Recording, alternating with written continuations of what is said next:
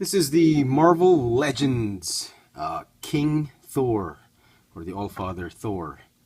The figure is a Build-A-Figure figure from the Odin, Marvel Legends Odin King Thor wave. This is the variant Build-A-Figure for the, the AllFather Build-A-Figure series of Marvel Legends. And to build him, you will need the Hawkeye for the torso, Captain Marvel for the head, the axe, and the red cape.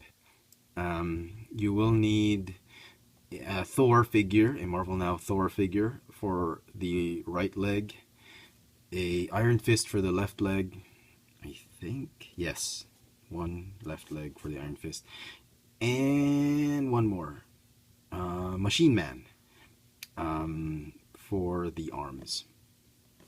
Alright, Iron Fist, okay.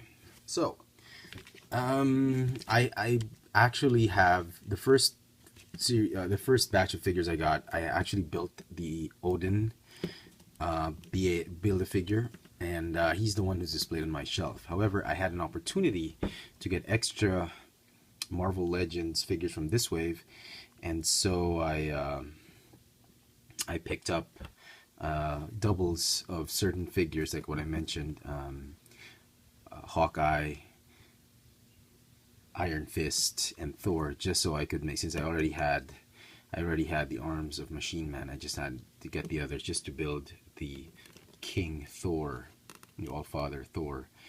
And yeah, he's actually not that bad. I mean, a lot of people have been complaining about the arm, that they just used the Winter Soldier's arm and whatnot.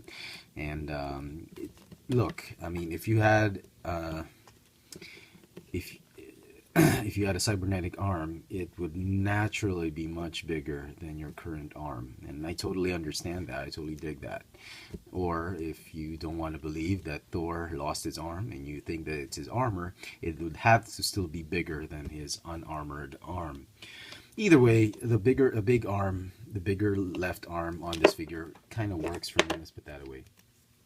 Okay, onto the figure. The pieces are the same for the Odin figure, except for the head and this particular arm, but everything else is the same. The cape is colored red in this regard because Thor wears a red cape, and instead of the scepter, he has Yarnbjorn. I'd like to think this is Yarnbjorn. If you're reading the latest 2015 Thor comic books, the Goddess of Thunder, you will know that Thor already, since he could not lift, was no longer worthy to lift the Mjolnir, he just went to the war room and just picked Yarnborn from the weapons chamber. And a lot of people, well, there's some discussion on this arm. If you want to believe that it is the Destroyer Armor's arm, fine, go ahead. If you've read the latest Thor Goddess of Thunder comic books, you'll know that Odin, Malekith, had sliced off this particular arm and then did not want to return to Thor. He just burned it, so there was no longer any arm for Thor to have. And Odin, being a good father, yeah, as good as can be, decided to ask the elves or dwarves, elves, anyway, to build a new arm for Thor, and this is what it is. And it kind of is, it's sort of like a prophecy coming to pass. If you've read 2014, the New Avengers and Avengers comic books, where Captain America, Hawkeye, and Thor and Black Widow, they do time travel forward into time because of the time gem. They do meet their future selves, and Thor does meet his future self with all the armored up except with the cybernetic arm, and instead of the hammer he has an axe, and he tells, "Oh, Odin's son, you do not know yet how it is to be unbroken, but to be broken, sorry, but you will." And it's sort of prophecy come to pass that Thor no longer has Mjolnir. But when the third installment of the Thor movie franchise comes in, I'm sure Marvel is going to find a way to give Mjolnir back to Odin's son, and all will be as well. I don't know. You know, probably the same thing with Captain America.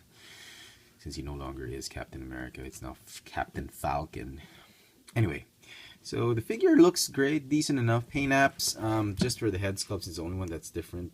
Not too bad. I'm especially pleased with this one. It's a much bigger casting than I thought. I mean, at first glance, I thought it was a little bit small-ish.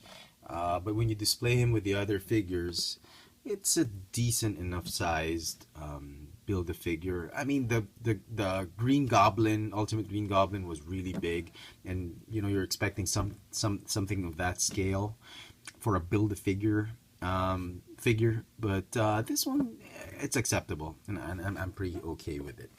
I wish they could have done so much better with this one. Instead of just recycling the torso and legs, I wish they could have made it more tattered. The legs, the waist cape, and whatnot. Just a little bit more difference to the Odin figure, other than the arm and the head. I wish there was more difference in the color of the cape. I wish there was more to it than that. But that's okay. And I doubt Hasbro will make the Odin Son figure. So this will probably stand in as my Odin Son figure on my Avengers shelf.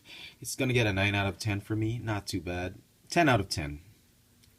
9 out of 10, maybe because I wanted the axe bigger and more tattered, but that's just nitpicking. So we'll give it a 10 out of 10. It's a great figure. I mean, you don't have to get a double. I mean, you can just get the whole set and this rebuild. Just change the head. But for, you know, Thor collectors, you might want to get extra Marvel Legends figures just to build your